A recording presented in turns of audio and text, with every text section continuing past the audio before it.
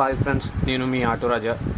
బాగున్నారు కదా? బాగుండాలని మనస్ఫూర్తిగా కోరుకుంటున్నాను. ఈరోజు మళ్ళీ ఒక కిరాయికి వెళ్తున్నాను. ఒక పెద్ద దేవస్థానం, అది శ్రీ బాలబాలాజీ స్వామివారి దేవస్థానం, అది ఆలయం.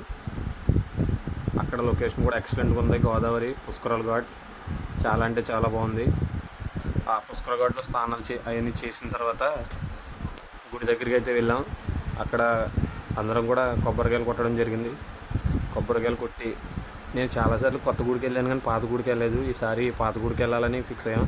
పాత గుడిలోకి వెళ్ళాం. చాలా అంటే చాలా బాగుంది.